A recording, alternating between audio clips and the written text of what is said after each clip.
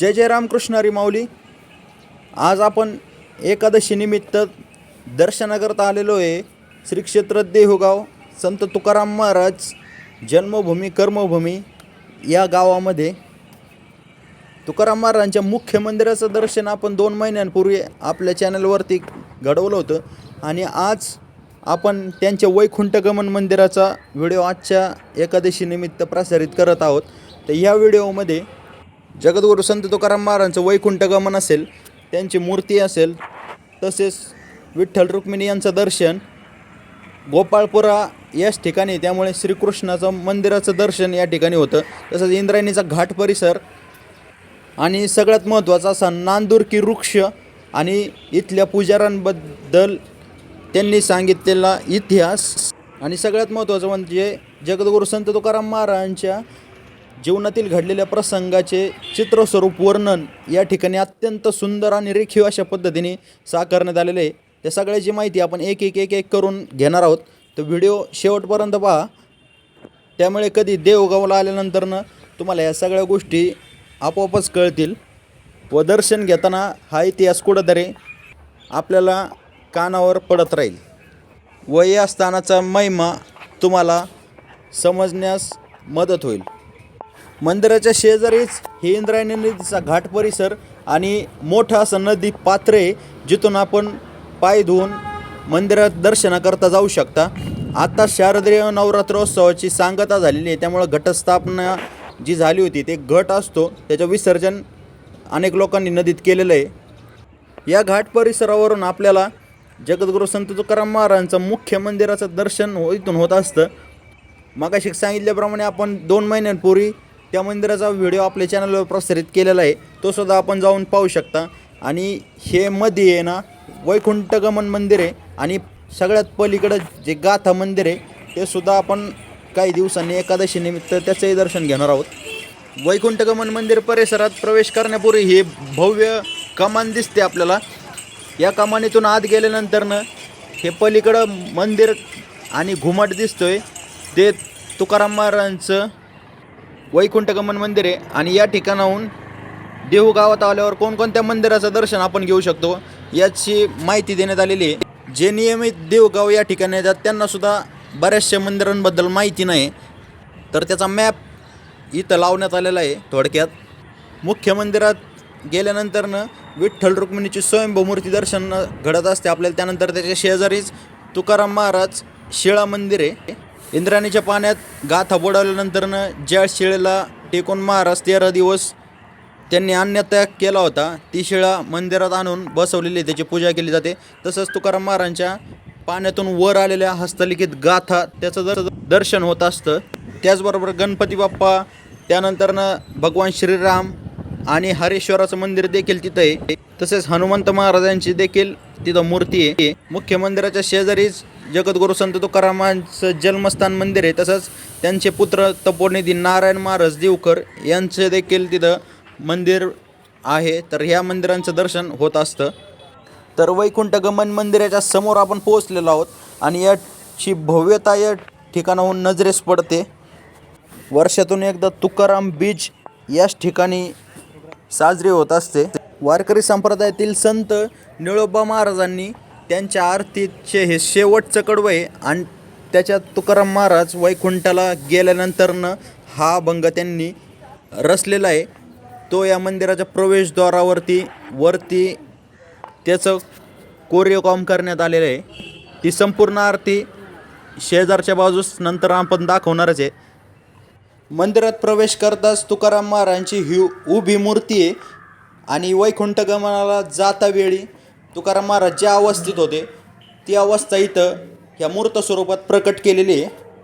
आजच्या भागवत एकादशी निमित्तची महापूजा आहे. एका हातात चिपळ्या, दुसऱ्या हातात विणा आणि विठ्ठल रुक्मिणीची मूर्ती या ठिकाणी दर्शन घडत आहे आपल्याला आजच्या भागवत एकादशी निमित्त. भागवत एकादशी तेव्हाच येते जेव्हा आदल्या दिवशी स्मार्त एकादशी असते.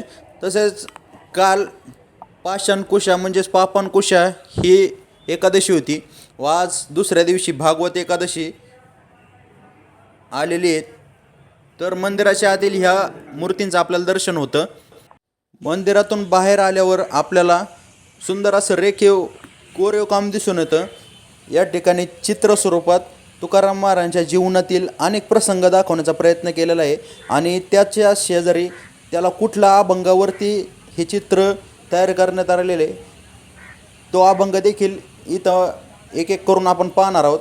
तुकाराम महाराज सदैव वैकुंठ गमनाला जातानाचा हा प्रसंग आहे आणि त्यावेळेस त्यांची पत्नी आवली त्याचबरोबर देवगावातील असंख्य वारकरी असतील जे या अद्भुत घटनाचे साक्षीदार आहेत.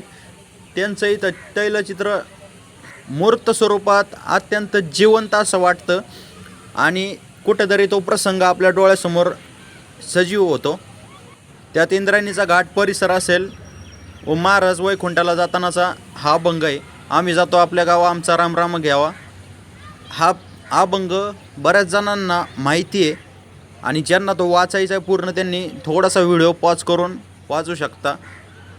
व्हिडिओची लेंथ पाहता आपल्याला पूर्ण अभंग वाचून दाखवणं शक्य नाही, तर दुसरा अभंग व दुसरी मूर्ती ही तुकाराम महाराजांना प्रत्यक्ष पांडुरंग आणि त्यांचे गुरु बाबाजी चैतन्य यांनी स्वप्नात येऊन दृष्टांत दिला होता व रामकृष्ण हरी हा मंत्र त्यांना सांगितला होता. याचा अभंगात रूपांतर महाराजांनी केलेलं आहे. बाबूजी आपले सांगितलेलं नाम मंत्र दिला रामकृष्ण हरी व त्यानंतर प्रत्यक्ष दर्शन हे तुकाराम महाराजांना त्या रात्री पहाटे हे झालं होतं.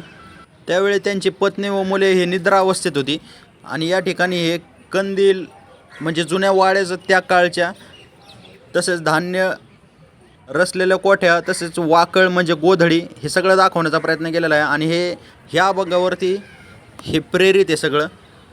संत निळोबारायांनी या अभंगाचं वर्णन केलेलं आहे. संत तुकाराम महाराज अभंगाची रचना करण्याकरता देवाचं नामस्मरण करण्याकरता देव गावापासून नजीक असलेल्या 3 डोंगरांवरती जायचे. त्यातला पहिला भंडारा डोंगर, दुसरा भामचंद्र आणि तिसरा घोराडेश्वर. तुकाराम महाराजांना नामस्मरणात असल्यामुळे तहानभूक ही कधी लागत नव्हती, परंतु काळजीपोटी त्यांच्या पत्नी जिजाई आईसाहेब आवली ज्या आहेत त्या महाराजांकरता भाकरी व इतर पदार्थ घेऊन जायचे. पण दरवेळी तुकाराम महाराज 3पैकी नक्की कुठल्या डोंगरावरती गेलेत हे त्यांना काही कळत नव्हतं.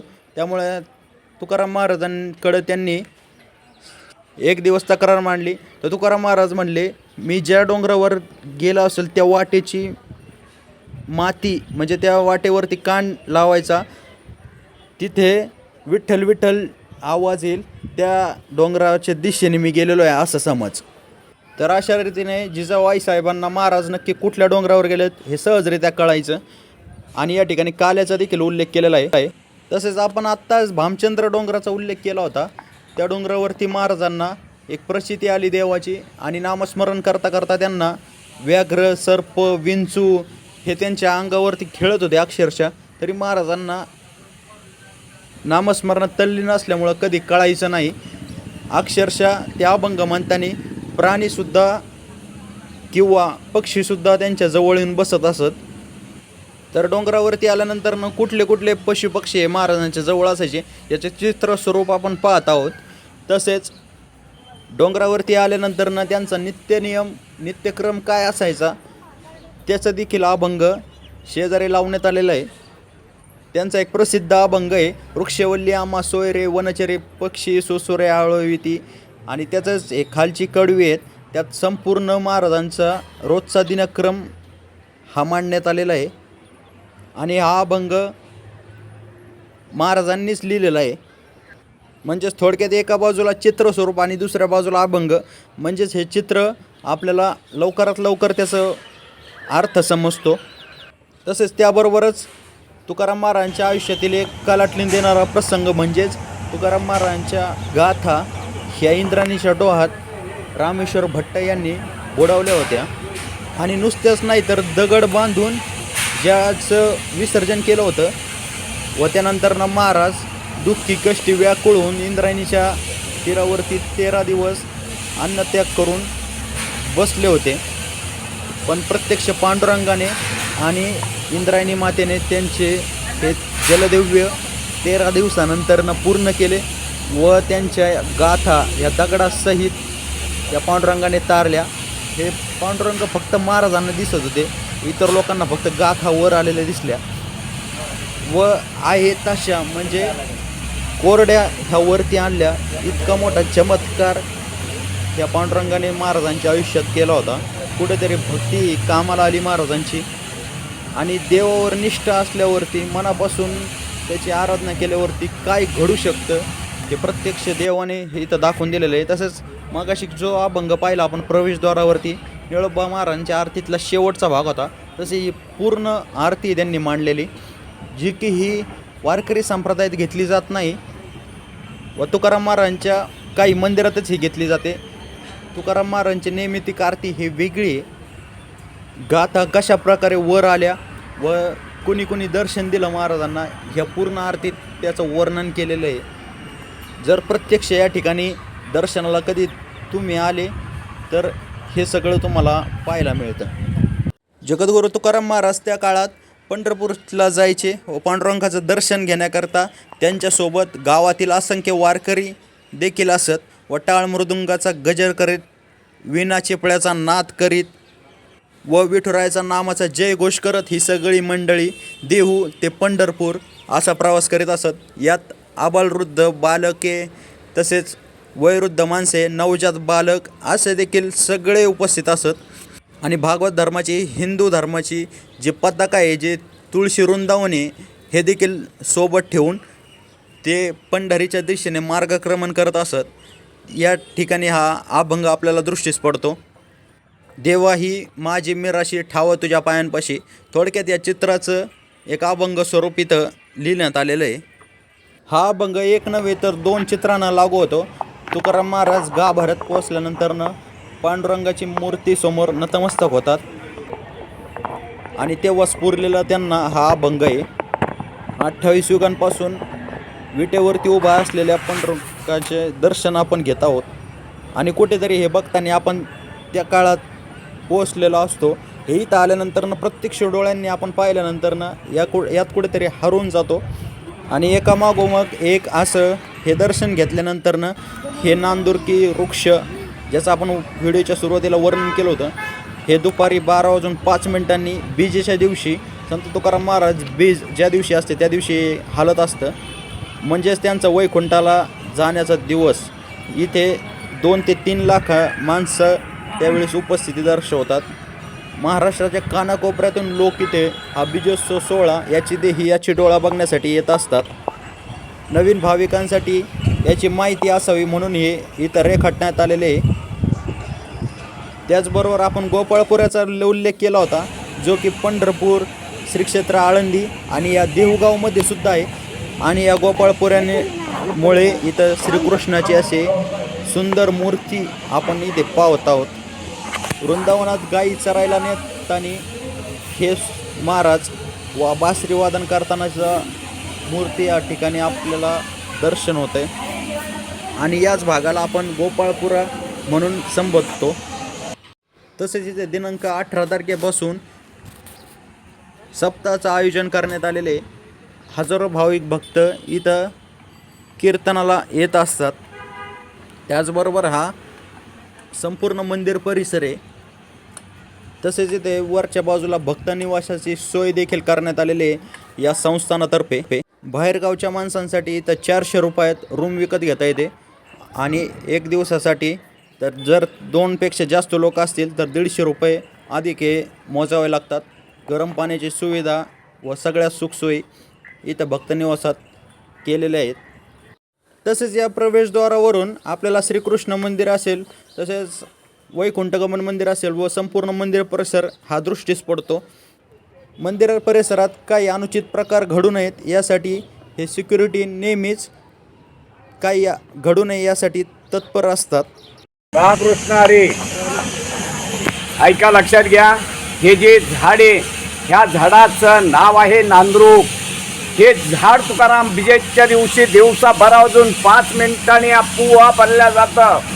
म्हणजे फाल्गुन वद्य द्वितीया होळी पौर्णिमा झाल्याच्या नंतर 2 दिवसांनी तुकाराम बीज असते. तर त्या दिवशी इथं 2 ते 3 लाख यात्रा असते. त्या दिवशी हे झाड दिवसा 12 वाजून 5 मिनिटांनी आपोआप हललं जातं.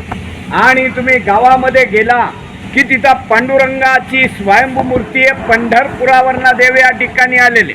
आपल्याला देहू आणि पंढरी अशी दोन्ही क्षेत्र घडली जातात.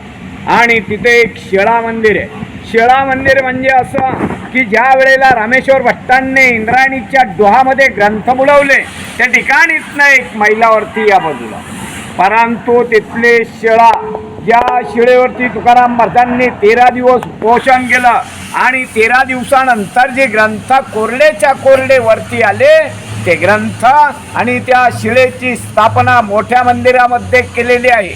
आणि मोठ्या मंदिराच्या बाहेर निघालं की उजवी हाताला राहतेघर जन्मस्थान आहे. आणि इथनं एक 3 मैलावरती एकांतात भजन करण्यासाठी जात होते. तो भंडारा डोंगर इथनं 3 मैल या बाजूला. आणि हे म्हणजे तुकाराम महाराजांचं वैकुंठ स्थान. त्यांनी समाधी वगैरे काही घेतलेलं नाहीये. देहासहित वैकुंठाला गेलेत आणि वैकुंठावरनं 3 वेळा परत आले. तर संताजी जगनाडांसाठी कसे आले? संताजी जगनाडे म्हणजे तुकाराम महाराजांचा उजवा हात असतात. त्यांनी तुकाराम महाराजांच्याकडनं वचन घेतलेलं असतं. वचन असं घेतलेलं असतं की तुम्ही वैकुंठाला गेले तर मी तुमची सेवा करेन, आणि मागाहून जर मी वारलो तर माझ्या दियाला मुठमाती करायला तुम्हाला यावं लागेल. मागाहून ते वारले जातात. वारल्याच्या नंतर तिथले गावकरी म्हणजे 5 ते 6 मैल त्यांचं गाव आहे सुदुम्र म्हणून. तर तिथले गावकरी खड्डा वगैरे खणतात, प्रेत काढायचा प्रयत्न करतात. प्रेत काही काढले जात नाही, ते आपोआप येऊ लागतं. ज्या वेळेला तुकाराम महाराज वैकुंठावरनं खाली येतात आणि एक वंजळभर माती टाकतात त्याच वेळेस ते प्रेत काढले जातात. तसेच ते निळोपर आहे. नगर जिल्हा पारनेर तालुका पिंपळनेर त्यांचं गाव. त्या गावावरनं ते इथं येतात. इथं आल्याच्या नंतर तुकाराम महाराज वैकुंठाला गेलेले असतात. तर त्यांचं असं म्हणणं असतं तुकाराम महाराज मुलीसाठी वैकुंठावरनं खाली येतात, संताजी जगनाडांसाठी येतात, तर माझ्यासाठी काय येऊ शकत नाहीये, मी बी त्यांचा शिष्य आहे. म्हणून ते या झाडाखाली बसून 42 दिवस पोषण करतात. तर त्यांचे येतात 42 दिवस पोषण पूर्ण झाल्यानंतर त्यांना स्वतः पांडुरंग भेटतात. तर ते पांडुरंगाला अभंगाद्वारे असे म्हणतात, येथे तुझा लागी बोलाविले कोणी पृथ्वीला वाचून आलाशी का, नेळा म्हणे आम्ही न ओळखीचे देवा तुकयाचा धावा करत असे. मी तुकाराम महाराजांचा धावा केलेला आहे, तू धावा केलेला नाहीये, तुला मी ओळखत नाहीये, तू इथे आला कसडे, असे निळोब्बर आहे पांडुरंगाला म्हणतात. नंतर पांडुरंगाला प्रश्न पडतो. तुकाराम महाराजांना वैकुंठावरनं खाली पडवतात. तशीच त्यांची मुलगी भागीरथी तुकाराम बीज झाल्याच्या नंतर 3ऱ्या दिवशी रंगपंचमी असते. वडील वैकुंठाला गेल्याच्या नंतर ती 3ऱ्या दिवशी सासरीवरनं येते. वडील बिगर विचारता वैकुंठाला जातात. म्हणून ती आपल्या देहाचा त्याग करते. त्याग करून आत्महत्या करायचा प्रयत्न करते. तर त्यावेळेला आत्महत्या करायचं साधन म्हणजे इंद्रायणीच्या डोहामध्ये उडी मारणे. तर ती इंद्रायणीच्या डोहामध्ये उडी मारते.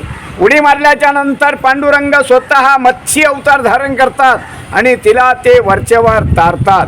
तारल्याच्या नंतर रंगपंचमीच्या दिवशी मुलीची आणि तुकाराम महाराजांची भेट होती.